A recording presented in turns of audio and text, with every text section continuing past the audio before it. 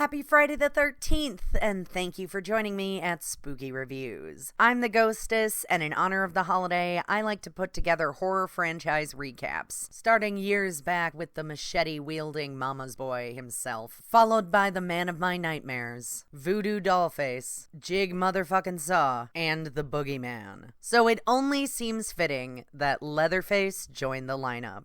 Toby Hooper, whose name I so shamelessly butchered in my 13 Most Frightening Horror Movies review, directed the original masterpiece in 1974 on a $140,000 budget and less than a gallon of blood, turning it into one of the most iconic slashers of all time. That based on a true story tagline fit right in with the grindhouse exploitation style, although the true story wasn't so much a massacre by chainsaw in Texas as it was two separate people getting shotgunned by a man in Wisconsin. It's not so much the murders that made Ed Gein famous, but what he did with the corpses, as well as any woman of a certain age that he dug up from the local cemetery. Although Gein's home life was far more Norman Bates, his actual home was far more Sawyer family. He upholstered his furniture with human flesh, and even made some unconventional fashion statements, and the interior design became a signature flavor in the slashers franchise. Starting with its sequel in 1986, we get a new addition to the Texas Chainsaw legacy every 5 to 10 years, each adding their own limbs to the Leatherface family tree, with new crazy cannibalistic serial killing quasi-incestuous madmen.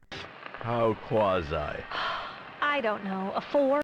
Without further ado, here is the entire Texas Chainsaw Massacre franchise in under 13 minutes. Let's begin now. The Texas Chainsaw Massacre. Taking a road trip pit stop to visit their family's home in rural Texas, Sally, her friends, and her pain-in-the-ass wheelchair-bound brother Franklin pick up a hitchhiker whose slaughterhouse flash-fried photography and enthusiastic knife play quickly get him kicked to the curb. With even the gas station out of gas, Sally gives her friends and boyfriend a giggly tour of their grandpa's farmhouse while Franklin throws a hissy fit on the ground floor. Open shirt Kurt spots a gas generator on the neighboring farm and hopes to swap his guitar for fuel, not letting random teeth on the porch deter him from wandering inside and getting sledged by a hammer by a man dressed like a butcher wearing another person's face as a mask. Red Shorts Pam goes yelling out Kurt and literally stumbles into a room decorated in bones and gets nabbed by the butcher boy before he mounts her on a meat hook and then cuts her boyfriend down to size. Sally's doofball boyfriend Jerry quickly follows in Pam's footprints all the way to the freezer, where she pops out one last time before he gets got as well. When no one returns by nightfall, Sally pushes Franklin through the mud as they both yell Jerry into the darkness before being jump scared by Mr. Butch. Franklin gets got in the gut and Sally gets chainsaw chased to the farmhouse and eventually escapes back to the gas station. However, the owner turns out to be the madman's dad, who brings Sally home just in time for supper with their other son, the hitchhiker, and Grandpa Corpsey. 3 generations of crazy torment Sally into hysterical screaming before she finally escapes. A semi-truck smashes down the hitchhiker, and then the driver gets chopped while she hops into the passing pickup's truck bed, laughing like a lunatic and leaving Leatherface lashing out at the asphalt. Texas Chainsaw Massacre Part 2. Welcome to the 80s, where radio DJs were all the rage,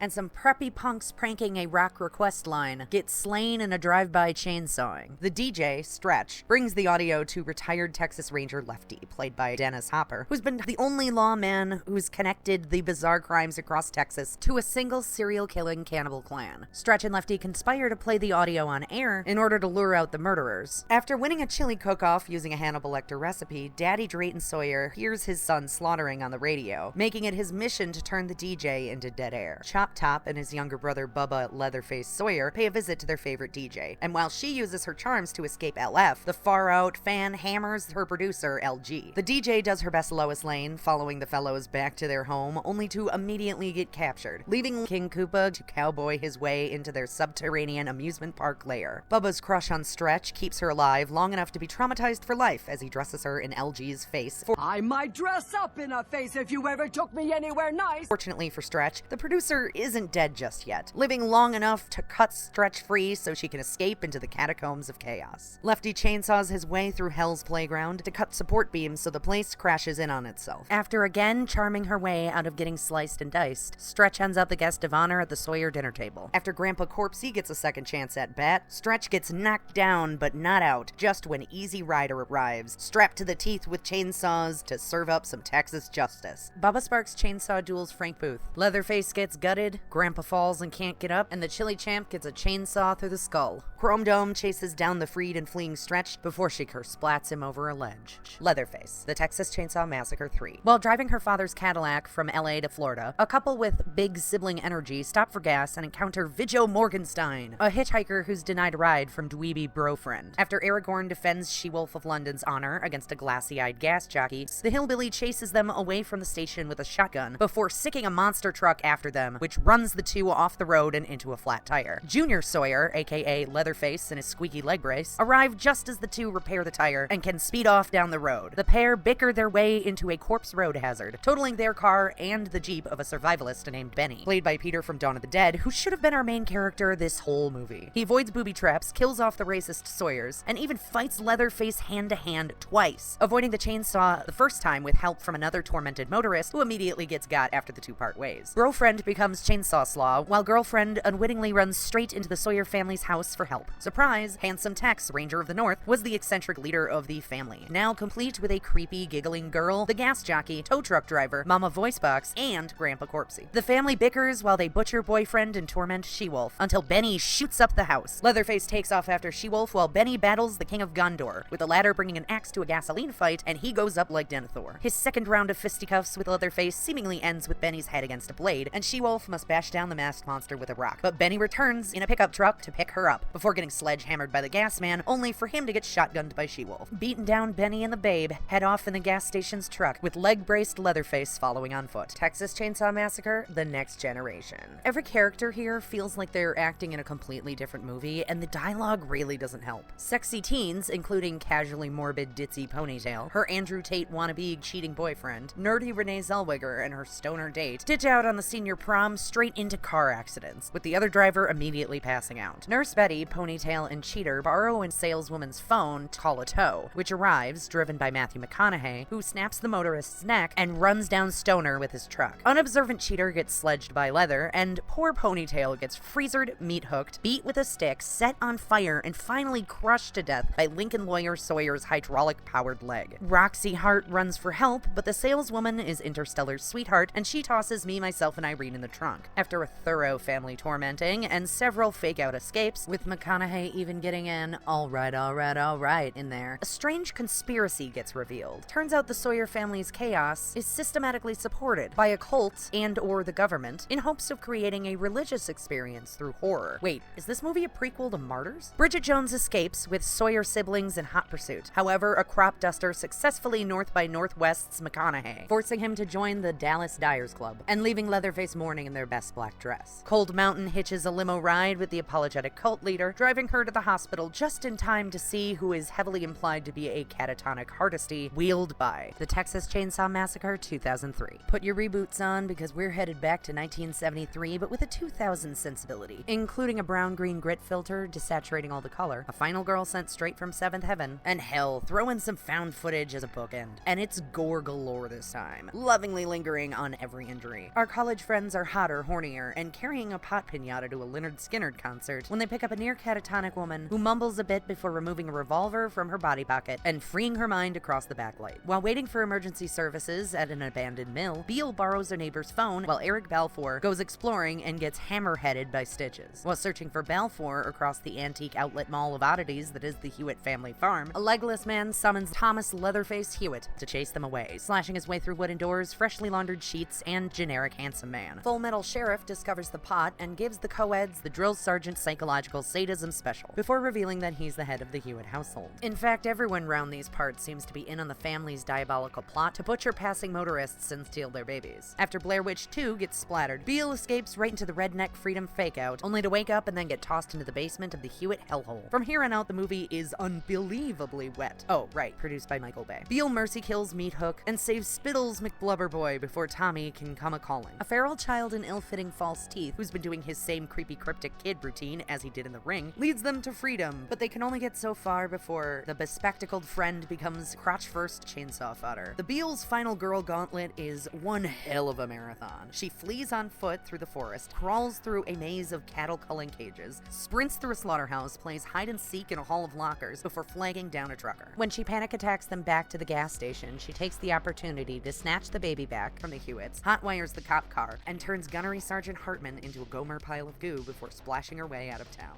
Texas Chainsaw, the beginning. Let's roll back the clock to 1969, where the only era-appropriate thing is the draft dodging. It's another brutal torture fest and a prequel, so we know that none of the recognizable villains are going to die. This is definitely the, how do I put this delicately, rapiest addition to the franchise, and I mean that equally as a trigger warning and a way to describe the movie's tone. And it's all origin stories for things from the last movie that you weren't wondering about because you were watching a soaking wet Jessica Biel. We start at the beginning of Tommy the Blood Puppet's life before getting adopted into the Hewitt clan, as his mother dies giving gushy birth to him in a slaughterhouse, and then we pick back up the day little Tommy gets fired as a cow killer and takes it poorly. The sheriff gets shotgunned while attempting to intervene on Tommy's knockin' skills, allowing Arlie to take on the man's mantle as his own. Blonde couple and brunette couple drive right into a cow, and then the pathway of the Hewitts. After sadistic sheriff pulls over the Texas travelers, he goes full Wolf Creek scumbag as convincingly as Arlie can, before eventually taking them back to the farmhouse for freak show family follies and a chance for the gore goblins to salivate over visceral pain that lacks convincing enough effects to make me feel anything other than ick. Meanwhile, Jordana Brewster sneaks around successfully, teaming up with a biker who gets immediately chopped up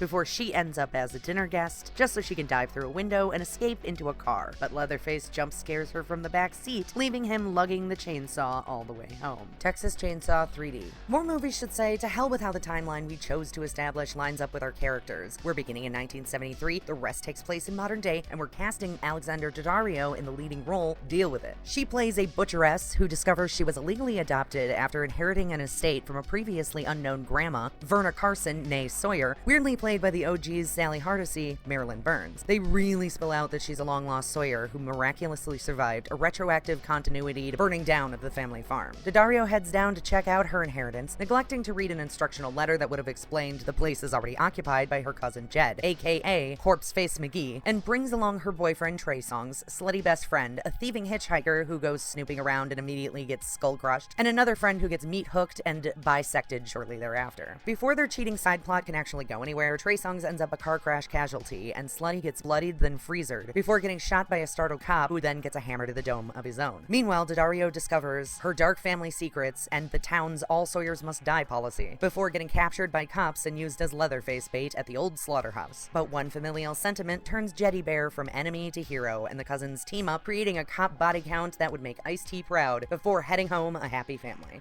Leatherface. Prequeling off the last sequel, we turn back the clock to the 1950s for Sawyer family fun. After 3 of her children lure a sheriff's daughter to her death, Verna Sawyer loses custody and fights to get her children back from a youth psychiatric hospital. Years later, she initiates an asylum riot, which allows for a psychopathic Romeo and Juliet to escape, forcing 2 other inmates along with them, kind-hearted peacekeeper Jackson and mute behemoth Bud, as well as a young nurse to use as a hostage in case the cops catch them all before they reach Mexico. The Sawyer family and sheriff both track down the teens, following the chaos Mickey and Mallory Jr. leave at a diner. After an attempted assault on the nurse, Big Bad Bud curb stomps Discount Clyde on a rock, and when his double shotgun-wielding Bonnie searches for him, she gets got by the corrupt sheriff while the other 3 hide in a cow tauntaun style. When Bud gets his brains blown out on a bridge trying to kill a cop, it's clear our future Jetterface is revealed to be the seemingly sweet Jackson, who has a bloody rage-fueled meltdown before catching bullets to the jaw, and both Nurse and Jackson get captured. A cop squeals to the Sawyers about the sheriff's planned vendetta, and they head off to save him after feeding the pig to some pigs. With the family reunited, Jed gets a Holly Hobby Mick Foley makeover from his mommy. Blood blenders the sheriff, and after she talks smack about his mama, Candy stripes the nurse along with his last remaining shred of humanity. Texas Chainsaw Massacre. No. Don't try to be a Gordon Green style reimagine equal that only applies to the original. That's not who you are, baby. Sally Hardesty going full Sarah Connor makes sense to me, but why bother if you're barely gonna use her? Most of the movie follows social media entrepreneurs as they buy up a small Texas town to turn into a Zoomer paradise. A preposterous property dispute gets Leatherface's last family handler kicked out of their house to death, leaving our lurch to chainsaw his feelings. This movie wants to be simultaneously inclusive, woke, and both sides hashtag not all white people, with its strange Confederate flag debate that high roads the offended for their cultural classism, and by having its school shooting victim protagonist get empowered by firearms. Our characters quickly go from performative pandering to propaganda parody to a puddle of blood as Leatherface mows down an entire school bus. After Hardesty gets gutted, our teen brings her shotgun to a chainsaw fight and levels the Leatherman. But before the siblings can skip town, he returns for one last decapitation before heading back to the farm for a little post-credits sequel bait.